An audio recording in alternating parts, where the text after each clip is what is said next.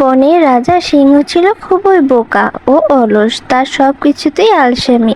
একদিন বের হলো খাবারের খোঁজে। এমন সময় সে একটি খরগোশ দেখতে পেল। এদিকে খরগোশটি সিংহকে দেখেই দৌড়তে লাগলো, কখনো গাছের চারপাশে আবার কখনো সোজা দৌড়তে লাগলো।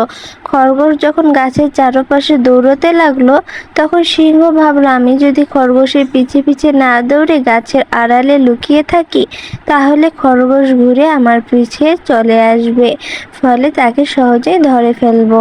সিংহ তাই করলো, একটি বড় গাছের আড়ালে দাঁড়ালো। খরগোশ ঘুরে সিংহের কাছে চলে এলো। অমনি সিংহ খরগোশকে ধরে বাড়িতে নিয়ে গেল। বাড়িতে যাওয়ার পর খরগোশ বুদ্ধি করে বলল, সিংহ ভাই, আমি তো অনেক ছোট, আমাকে খেয়ে হয়তো তোমার পেট ভরবে না, তাই তুমি আগে আরেকটা খরগোশ শিকার করে নিয়ে আসো, তারপর না হয় একসঙ্গে আমাদের খেও, আমি এখানেই থাকবো। সিংহ ভাবলো, খরগোশের কথাই তো ঠিক, যাই আর একটা নিয়ে আসি। খরগোশকে বাড়িতে রেখে শিকার খুঁজতে বনে গেল সিংহ। কিন্তু খরগোশ খুঁজতে খুঁজতে অনেক হয়রান হয়ে গেল, পেল না।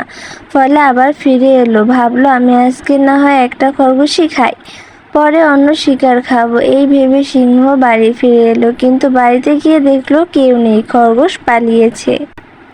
এরকম সুন্দর সুন্দর গল্প পেতে আমার চ্যানেলটা প্লিজ সাবস্ক্রাইব করবেন এবং লাইক কমেন্ট করতে ভুলবেন না।